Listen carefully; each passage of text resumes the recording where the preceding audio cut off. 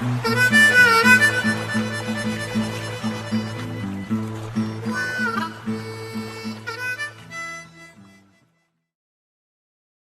name's Aaron Lodge.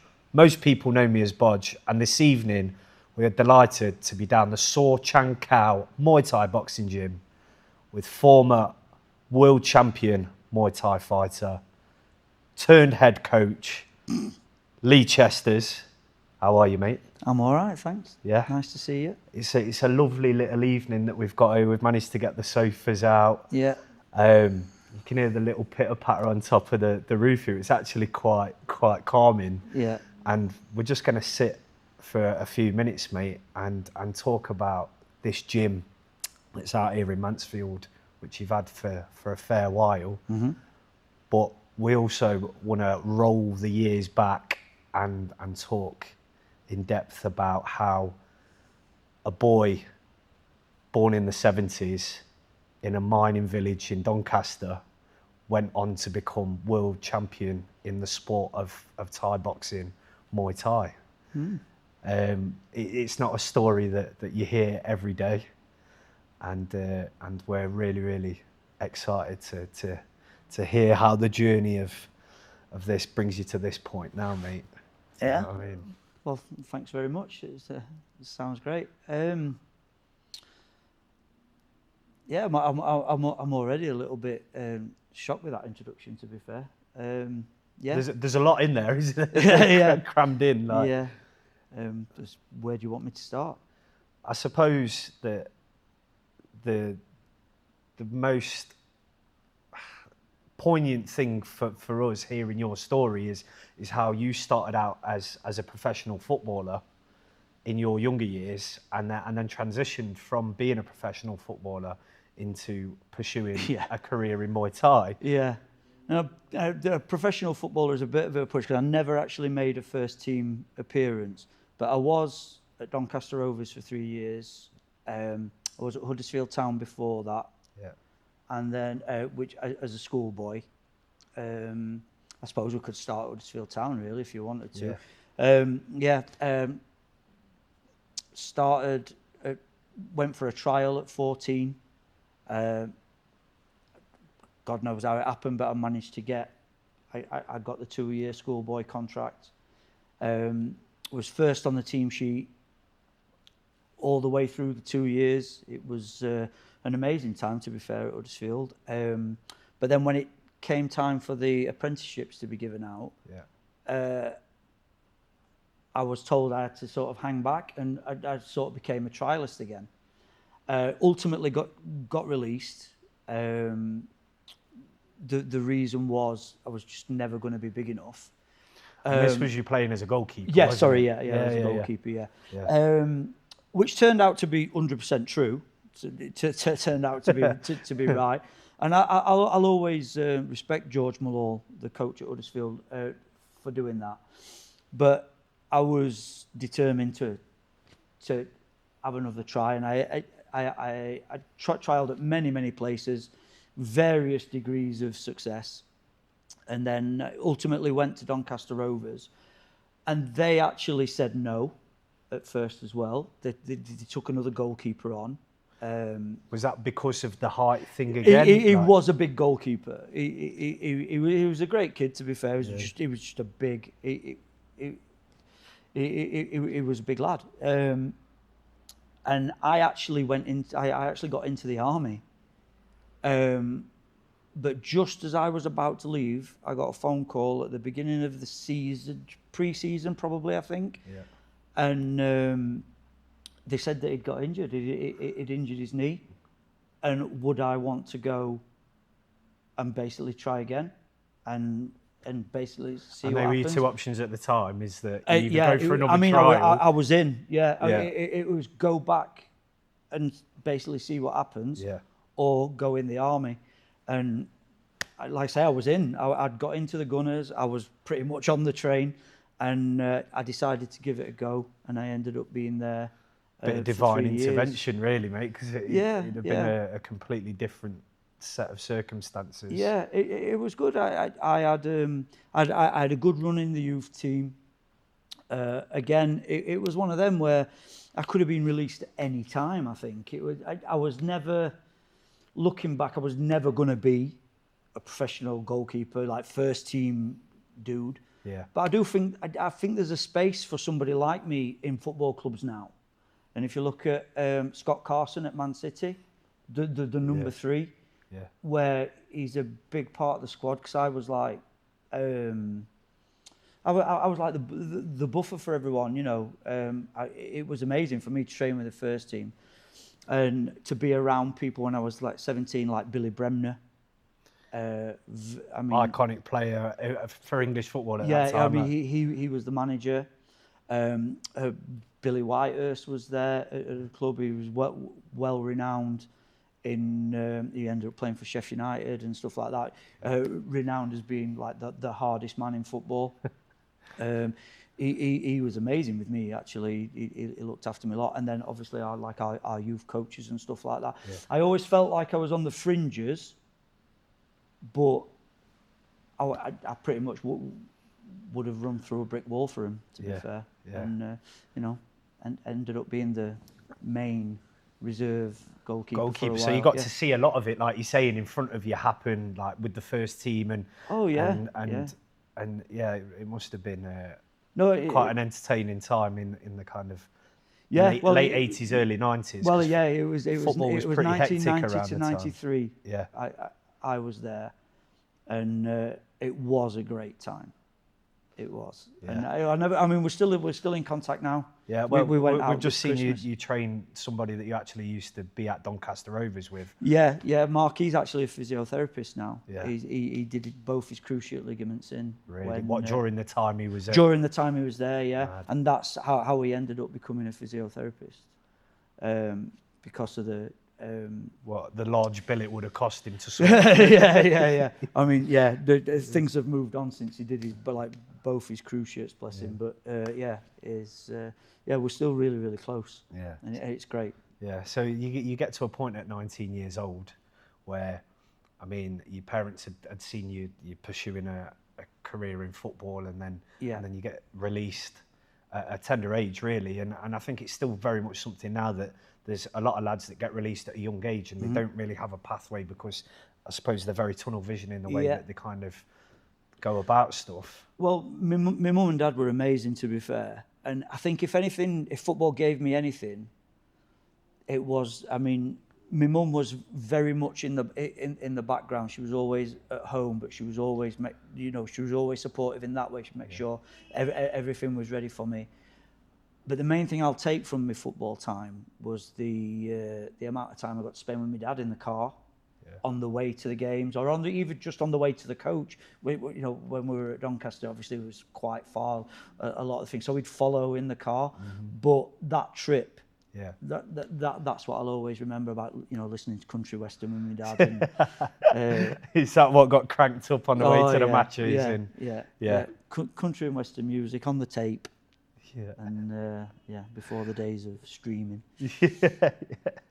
It's a funny old genre to get yourself geared up, and they say goalkeepers are crazy, so there must have been like a something or other that kind of moulded itself together with that. Yeah, I think it was, I was just defensive minded. I never looked at being a superstar or anything, but I did enjoy stopping the superstars. So that was good. And then you get to 19, and how did it feel in like that period of your life where you don't know which way you're going to go, and it's... Well, it was almost like a gateway for me. As soon as don't get me wrong, I was heartbroken, because I really did think I could do a job, and I could up to a level. And you'll probably hear me talking about levels and about like the difference between youth team and first team, and even like during the fighting career, like the different levels of fighters, and like how things were. But looking back, it was never going to be. But I thought right up until I left that I could have done a job. Yeah. But yeah, playing in the first team and playing in the reserves, two massively different things. Yeah, and when you transition that to moving into the career that you've had in Muay Thai. I mean, where does that start from if you're leaving being a goalkeeper? It was, I mean, obviously you don't start off as it being a job. It was just something I wanted to do. The good thing about my football time, about my 3 years being an adolescent, let's call it, from being 16 to 19, is I went through all the drinking culture that was in the early 90s. But by the time I was 19, I'd got over it. So it was... Is that your system? And oh yeah, totally out of my system. I mean, we had some great times, football, like holidays with young footballers in Greece and what have you. We did all that, and it was amazing. But by the time I was 19, I was done. And the shock, for even though, being a YTS footballer is nothing like being a professional footballer today, going from, people letting you into clubs and stuff like that to being, I walked straight into a job as a security guard. And that was like, from going to that to being spoken to in a different way, it did come as a little bit of a shock. But that actually really helped me when I started Muay Thai. I looked in the yellow pages, because I wanted to do Muay Thai specifically. And I found a gym in Sheffield. I was still living in Doncaster at the time. I found a gym in Sheffield, Wicker Camp, and I am so glad that I found that gym, because I wouldn't have been the fighter I was, wouldn't have been the coach I am without that. If you'd not had gym. that hub. Oh yeah. What was so special about Well, that as soon place? as you walked in, you just knew it was real. It was like pretty much like this. You walk in. It's a long. 'Cause this has got a real like old school kind of. No, I don't want to use the phrase spit and sawdust. But there's an authenticity that's what it is. to this place. But that's exactly the way it's designed. It's not meant to be super posh. We are meticulously clean. That's what I learned from my YTS time, cleaning the changing rooms at Doncaster Rovers. That stayed, and that helped me through COVID actually. But we'll probably come on to that later on. But it was just like this. You walk in, and I just remember seeing not the head coach, but the guy who ended up teaching me in my beginner class, Darren, really tall, mixed race lad, and he was just he had the old Kid and Play 1995 hairdo. The people of my age will understand what that is. It's like a really high afro square high top. And I walked in and I was like, oh my God, I'm home. As soon as I walked in, and that was it. Then I was hooked. And I was started off like everybody else, but you couldn't get rid of me. I was there. And every time I was allowed, I was there. And that hunger to just want to be in that space. Yeah. Then obviously it starts to manifest. It starts to grow. Mm-hmm. I can't imagine that you really had these massive aspirations to want to become a world champion Muay Thai fighter. No, I wanted to be a fighter. Yeah. That was it. That's all I wanted to do. I wanted to fight. Yeah. But I didn't know what I was going to get to. Yeah. And when I was working, and the training did start to get a little bit more serious, I said to the guys, I'll go anywhere you want. I'll work as long as you want, because there were long shifts then. I went, but I am going to be training, so you can send me anywhere and I'll go anywhere. But I've got to get back. But I'm going to be asleep. And it was like, it was back in the day where, I mean, they sent me to places where nobody else wanted to go, where nothing really happened. So no phones the same way, no mobile. No, it's nothing like it is now. I mean, obviously you had a landline, but it was, literally like sometimes on the A1 when they were building the A1 up at Burbage, I was up there, and I said, look, I'll do anything you want me to do, but I am doing this. Yeah. So, and they were great, to be fair, because yes, I did do a lot of time, but. It allowed you that time to... it allowed me to And I can imagine that obsession just grows and grows and grows. Yeah.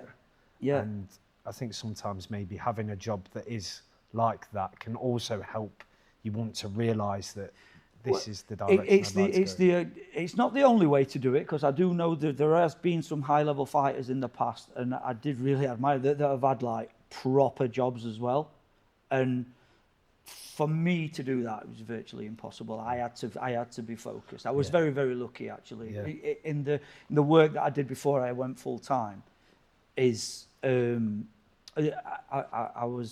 pretty lucky. That the security thing didn't last that very long, because when I came across my first fight, I'd already sort of made the change by then. Anyway. And how long had you been doing that before that fight comes along? Like? Well, it was 18 months. Of hard graft up to that point. Like, I was there. I was there all the time. Yeah. I was there. I did the entire grading syllabus virtually. I mean, I was having private lessons. And still would falling more and more in love with the sport. Oh yeah, I mean, I was hooked. Yeah. There was nothing. There was nothing going to stop me. And then when the opportunity for my first fight came up, which was an unusual opportunity for me, for anybody really. The guy that I talked about that was teaching the class 2 years earlier, he was due to fight the defending area middleweight champion in Oldham, and 2 weeks before the fight he fell ill, and they needed an opponent. So my trainer came to me and he said, well, he didn't come to me actually first. He came to another guy in the gym called Neil, who was more experienced than me, but everybody was, to be fair. And he said, look, you two pretty much the same weight. Neil, you're the more experienced guy. You're going to help the promoter. You're going to help. You're going to help the gym. Yeah. Do you want this opportunity? And he said no, and I said yeah. and it was so your first fight is for an area title. Yeah. No amateur experience, professional fight. Could not 2 have been levels chucked above. In the deep end more. Yeah. Well, you can't get really much more in the deep end, but there was no question that I was going to say no, because I wanted the fight. I didn't know anything about the kid. I'm glad I didn't, because if it had been nowadays, I think sometimes going in a blind in that sense is probably the best. Yeah, it was just the fact, and like my trainer said to me, he said, if you get knocked out in the first round, everybody's going to be like, well, what do you expect? And yeah, I always remember a school teacher saying about sports day. He said, it's all right if you're going to go and do sports day, because you know you're going to win, but can you do it if the chances are you're going to lose? And it always stuck with me, that. And I thought, yeah, I'm going to give it a go. And that was that, and we did. And how did your first fight go? It was probably the hardest 10, 20 minutes of my entire life. The first 2 rounds, but I ended up winning. I ended up winning on points. What do you reckon that's down to? Like it's quite hard for me to say. How did you win that fight? Technically, I definitely won it in the last round, because I dropped him twice with body shots. The first round, I lost. The second round, I think I got. The third round, I definitely got. The fourth round, I very nearly got stopped. I was gone. He battered me. I barely did anything. He battered me from pillar to post. For people that maybe don't watch Muay Thai, it's the 8 points of contact, isn't it? So you've got fists, elbows, knees, shins. Yeah. And you've got them obviously on both sides of you, but like there's a lot of... Again, back in them days, because it's what we call B class. So back in them days, B class didn't have elbows at that point, because elbow pads didn't exist. Okay. And it was... that's testament to how far the sport's come even since then. Like. Exactly. Yeah. And to be fair, I was one of the first people to push A class without elbow pads through. I was one of the first people to do that on a consistent level. And, you know, I'm not saying I was the only one to do it, but I was definitely at the spearhead of that happening, of changing A-class Muay Thai from being basically K1, 5-3s, where, you can knee to the head, but you can't elbow, to, as Muay Thai in the UK, what we know it as today. So you win an area title. you get to have a photo with that belt or be known as the area champion for that weight class. Yeah. And how do you push on from there to? Well, that was again totally out of my weight class. It never happened. It never happened since. But on that day, to get into the weight division, because it was 72, and I used to walk around at 60, 68, 69. To get into the weight division, I had to eat a jacket potato, cheese and beans on the way up to the weigh-in. And that had never happened since. But yeah, so the second fight was a hard, again, a horrendous match.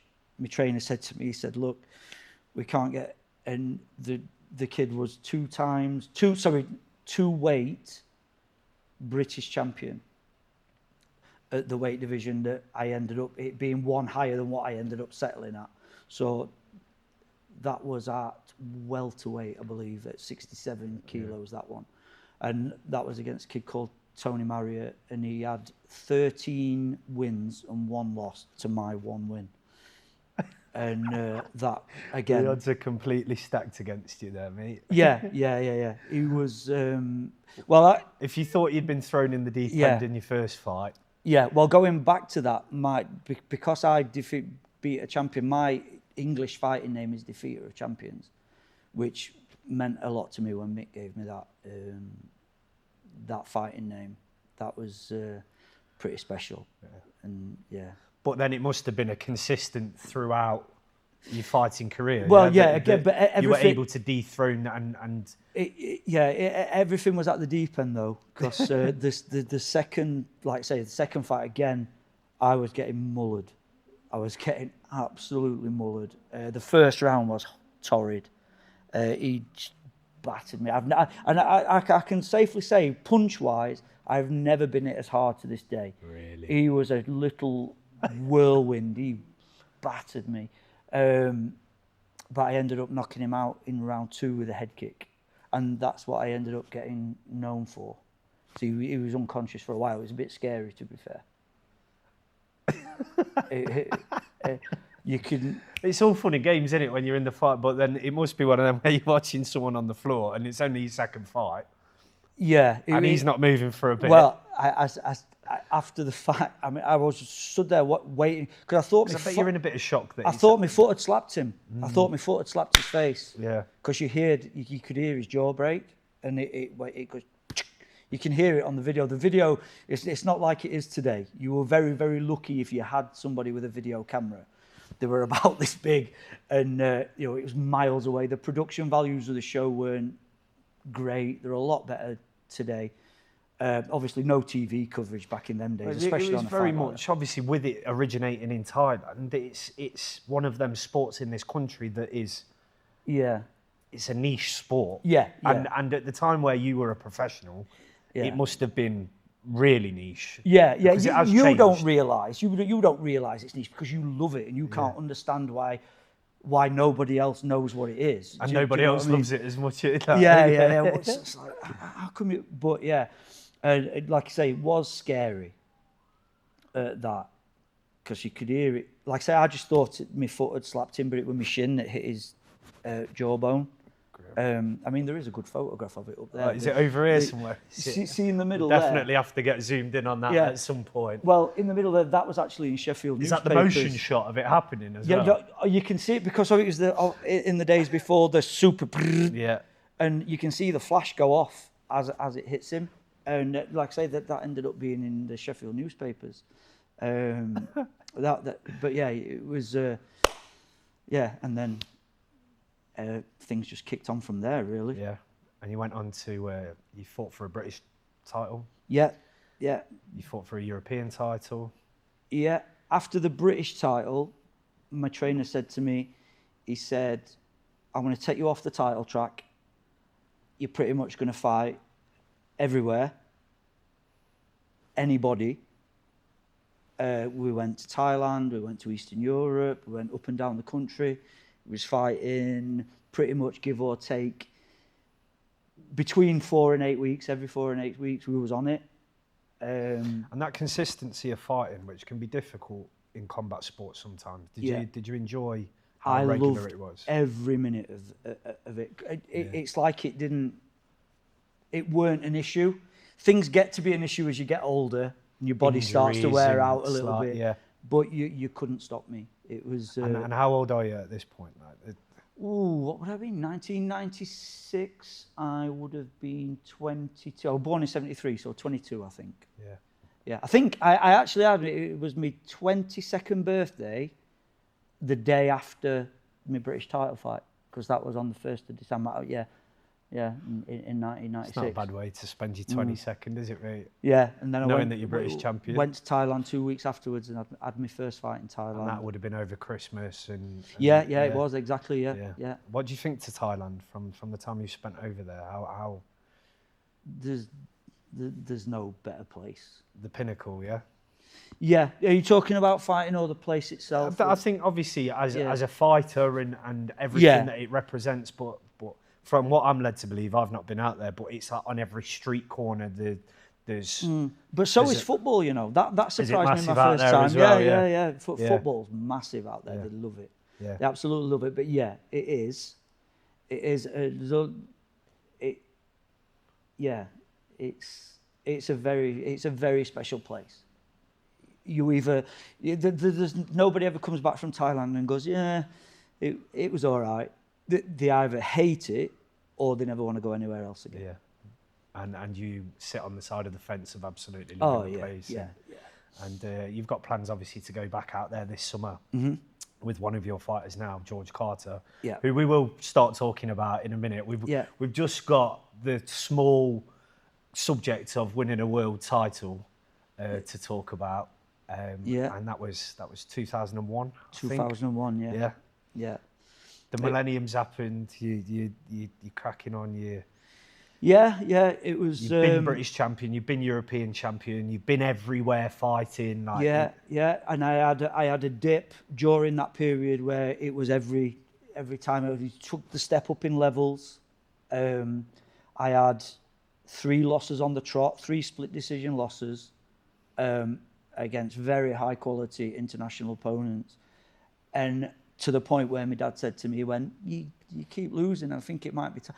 And then we came back in 1999 and I fought for a Commonwealth title against a kid from Blackburn, actually. And he, multiple weight British champion.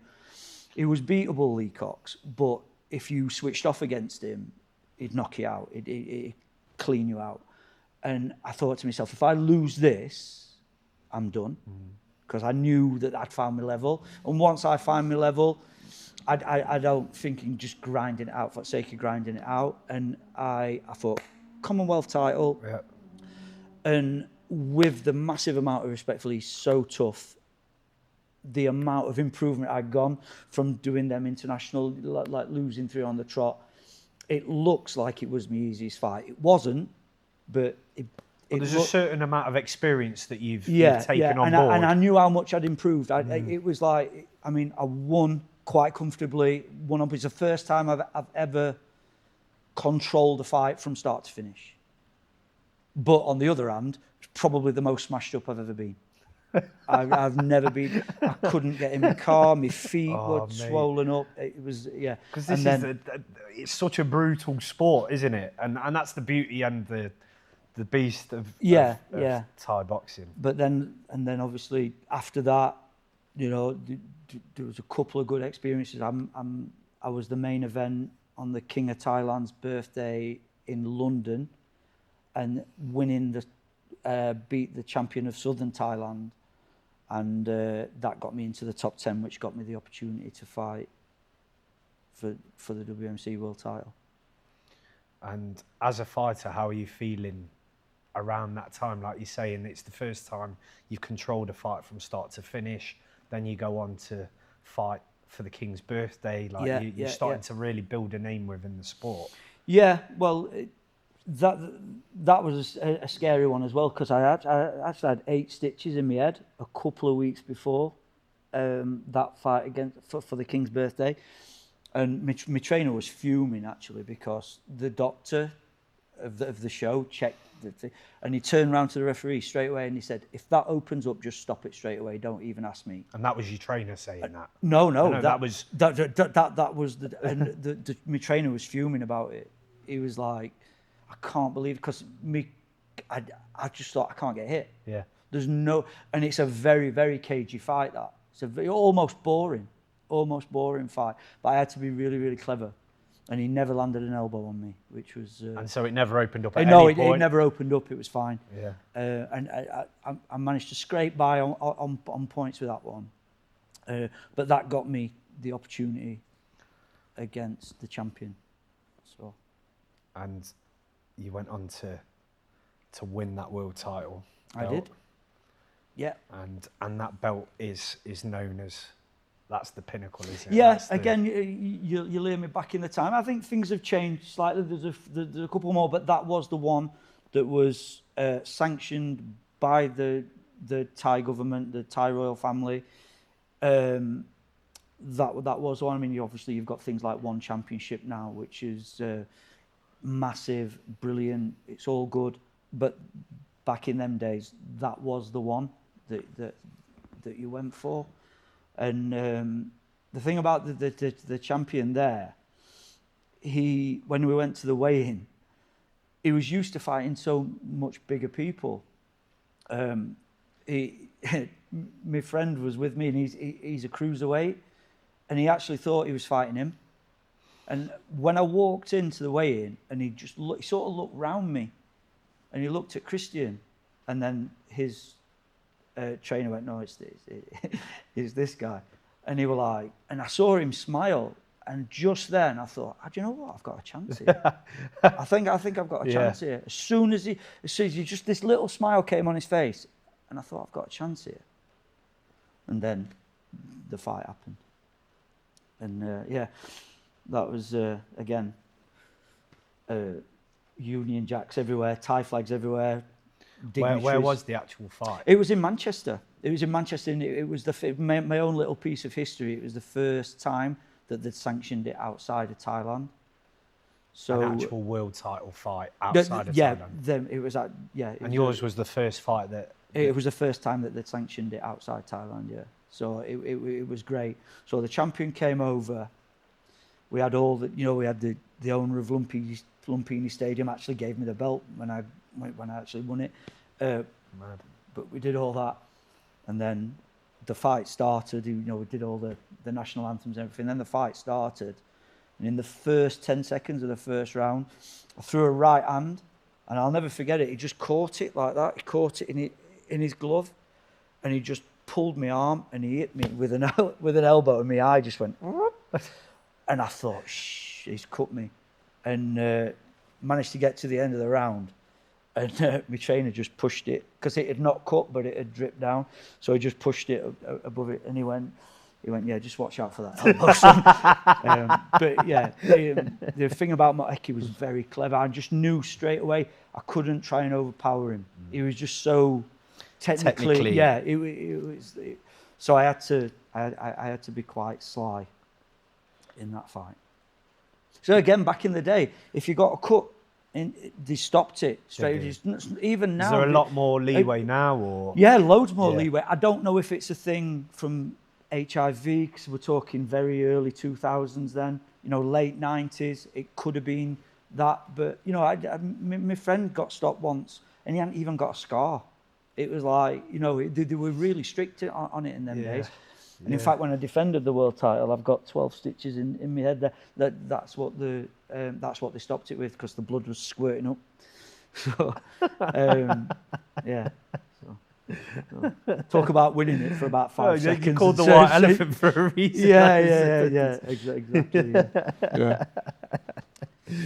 It must have been an incredible evening, though, for you, your family, for like you'd been on that journey that had started just as wanting to become a fighter, walking into a gym in Sheffield, to becoming a world champion Muay Thai fighter. Yeah, and I think I said it earlier, I definitely wouldn't been the fighter I was without the guidance from making the people there. Because I think I'd have been an half-decent journeyman anywhere else. but I think they definitely could harness my desire. Yeah. Because I did have desire. There's just no getting rid of me. Yeah. And would you say that desire to not be gotten rid of is something that you try and pass on to your fighters now that you're a coach? Do you... I like to think so. Yeah. I like to think so. I do think it's something that is inside. I do think it's something that is inside you. But if you can harness it, I like to think that the fighters that I've produced from here, it's we're very well respected. That I think that's a good thing. And we're not the biggest gym by any standards, but that's done on purpose. And you like that kind of the intimate. Yeah. No, it's definitely done on purpose because you can have a lot of it, but I think everything gets diluted then. And I mean, it isn't me saying it, but I've got things on my phone that, like, I've had coaches from other gyms text my fighters after their fight, and they do say things like, whenever you fight somebody from Lee's gym, you're under cosh, win or lose, and I like that. I can't ask any more of my fighters than that, really.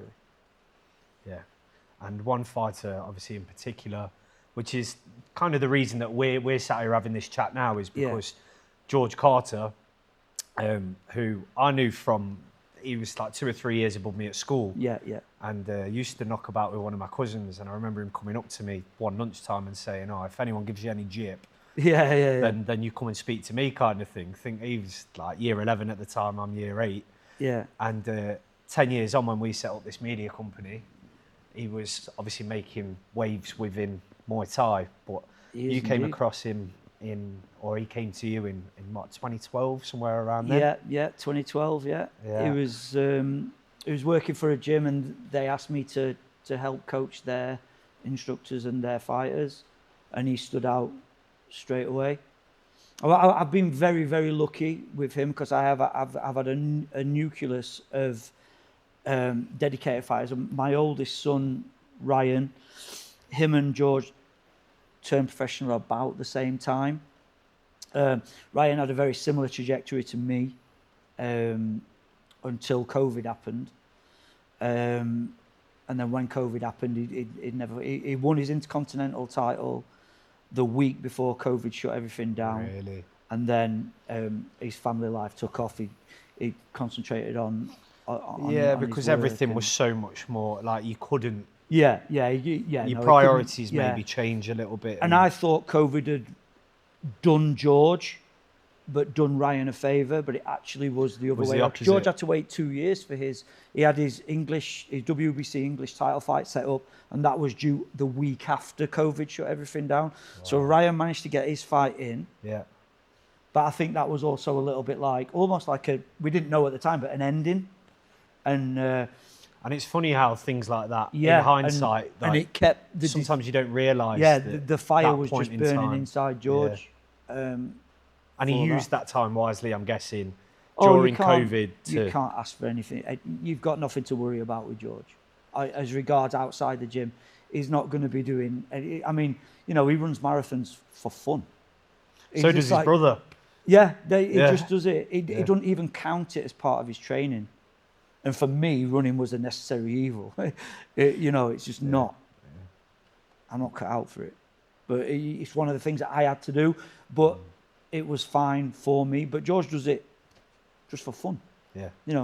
Gets an actual kick out of doing it. Yeah, he just loves it. He just loves it. And it just gives you such a good base. It's great for Muay Thai because it does give you a base. Because the engine that you need, even though in Muay Thai, compared to other combat sports, it's actually a shorter time that you're fighting for from start to finish. Yeah. But it's so much more intense, is that there's probably a reason why it's like that. But they used to say that kicking uses twice as much energy, but I don't think it is. I think it's a cultural thing from Thailand. I think they just like it over 5 3-minute rounds. I mean, the 3-round thing's kicked off a little bit now. It's a bit more prevalent because that is like a car crash. Whereas the 5s can be a little bit more chess. It's like 2020 cricket, and it compared to test matches and that kind of stuff. I suppose. George was telling us a funny story that during COVID, obviously, being able to train in this kind of setting probably wasn't going to happen. So you decided that you would assist him while he was running. Yeah. So you've rocked up on your bike, and George sets off, and it was a 12-mile run or whatever, and 3 miles in, you ended up with you got a flat tire. Yeah, that was great. Yeah, thanks for bringing that up. Yeah, no, and I think he had to do an extra 12 to go and get the car to come and get us as I was walking back.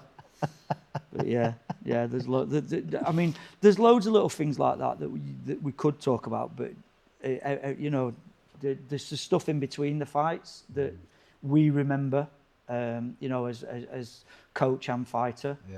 But I think I've been lucky with the group I had. Round about when George started, I had a good group of domestic level, good solid foundation, and they all helped George because they were a lot bigger. I had between 75 and 80 kilos. My fighters were then. Yeah, and George fights. George fights at 61. 61, yeah. But he always walks around at 63. He never bangs weight on, and they helped. It helped George because they were just bigger and stronger. But it, like George could just hit him as hard as he wants, and all the stuff just bounce off. And it's the same with Ryan. Ryan was a 63 kilo fighter, and I've got fighters like Aaron and Sam Turner. Like, you know, Aaron area champion. Sam Turner became European champion before he had his accident, bless him. And you know, Ryan became intercontinental champion. But then you know, George has gone on and got because he became European champion for his weight WBC class. European champion, which is the major organisation nowadays. It's a lovely looking belt as well, isn't it? Oh yeah. I think us as Westerners as well, it's because we like the green and gold as in boxing. But it is also endorsed from Bangkok, so it's a proper Muay Thai belt as well. But you do get that nice green and gold look. Yeah, you do indeed. And I think one of his proudest moments was being able to be on Pride Park's pitch, parading it about and having an interview. It's one of my proudest moments as a coach as well, to watch him do that. Yeah. It was nice to be part of that. Yeah, because George says himself that he technically isn't... He found it hard to pick up some of the early things that he was being taught. Yeah. But he gives a lot of credit to the way that you stuck by him and were able to find a way of being able to mould. I don't think it was a case of having to stick by him. It was a case of adjusting the way other people would do things to suit him. So rather than trying to copy the more skillful, more gifted Thai boxers, he's finding a way to stop them. And because that's his thing. And digging in and and just negating, making them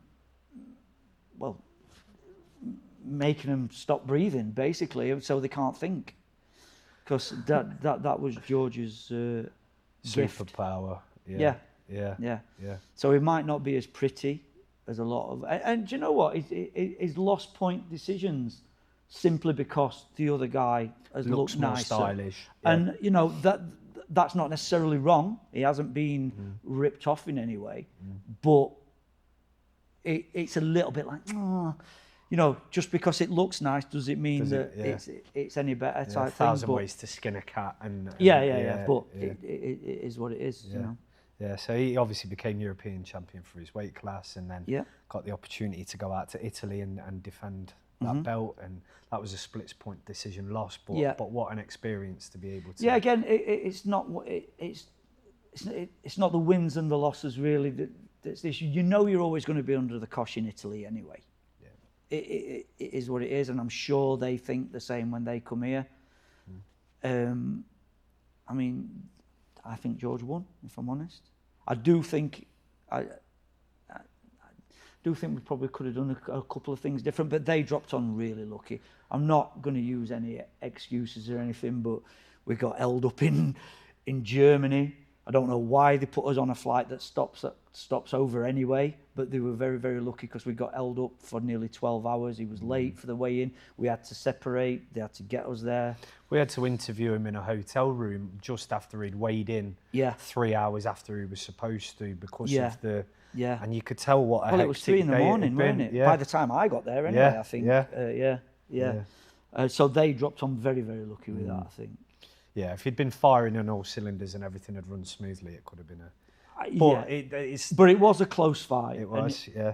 In a close fight in somebody else's country, you're probably not going to get the nod. Yeah. Great experience all around, though. Oh, yeah. Yeah, no. And he could have taken a fight in England and didn't. And he decided to. Well, because he was the champion, we could have said, but when we got offered that fight, I was like, well, it's another... String it's to your bow. it's another thing in the CV, and it's another thing in the memory book. Yeah. So Yeah. Incredible times, and for us as a media company, one of our favourite experiences was being able to go out and see you all, and then he's fought since then and will continue to do so for as long as like I say, he's getting on now, bless him, but I think we've definitely got some good opportunities to come for him, and he's still got things to do. You know, we've had a chat, and when we think it's time, he's going to listen to me, and and that's just the way it is. And that's just the way it is. But I do think there's a couple, especially fights in Thailand. Yeah. I think we've got, because you know, there's a pool of fighters out there at the level that George is at. The pool's bigger than it is here. You know, the last thing you need is a 23-year-old who's raring to go, who's going to use him as a stepping stone to do. We might as well just go to Thailand and enjoy and the motherland of it, and enjoy the fruits. Yeah, well, he's going to get, you know, it's going to, you know, hopefully, touch wood, we can get him a fight in Bangkok in one of the big stadiums at this time. That's another bucket list. Nice. You know, thing for him, and it'd be great for me if I can walk him out there. Yeah. That's another bucket list thing for me to be able to do. The dedication that you have to show for this sport to get to the places that yourself has been able to get to, and then be able to champion other people to push themselves. And massive credit to your gym that you run here, and well, and it's the sport priceless. itself. But it's all down to them. It's all down to them though, because you can't.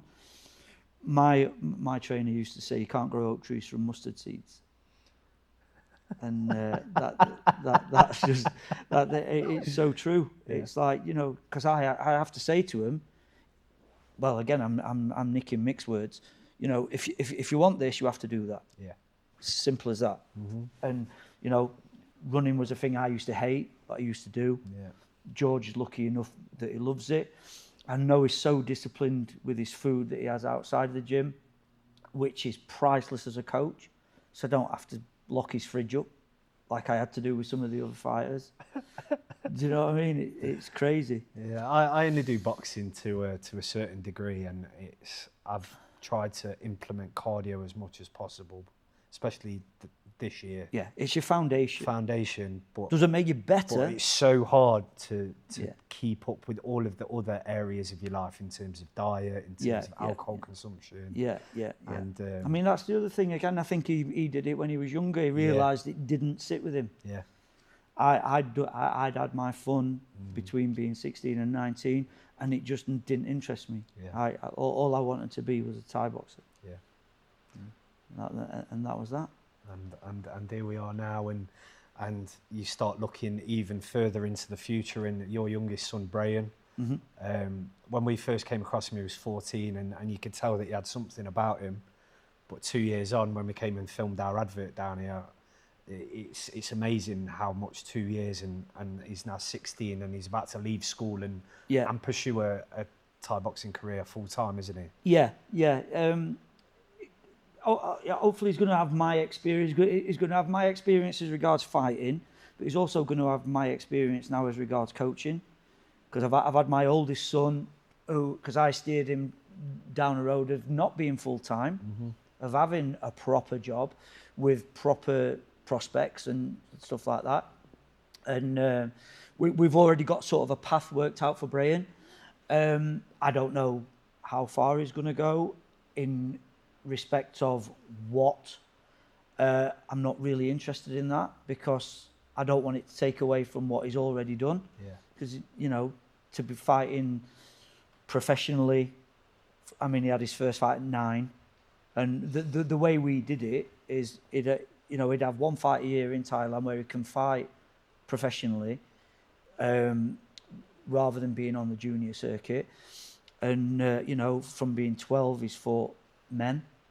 And now he's getting to the stage where they're starting to talk about him. So I think... best of luck to him. Yeah, we'll just see where he goes. Yeah. Take every fight as it comes. He's always fun to have a chat with, mate, and just pick his brains a little bit about where he's at with it all, and you can tell it'd be he's great, got that same passion for it. So yeah, he does seem to have the desire. He's not got an ego on him, bless him. So he just wants to work. Yeah, fantastic, mate. It's been a pleasure to be able to sit down with you. And I hope you've enjoyed it as much as we have as well. It's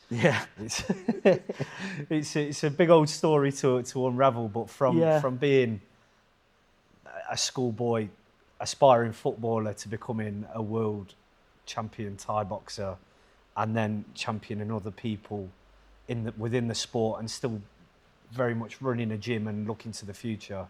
There's massive credit to yourself, and I hope that Thai boxing continues to grow in this country with figureheads like yourself, and you get to enjoy going out there as much as you quite clearly love the sport as well. No, yeah. I think there's far more bigger people than me, but I think it's hopefully we'll just keep letting it grow, and hopefully people will walk down the street one day and say, do you know what? I think we're going to go to the Thai boxing tonight.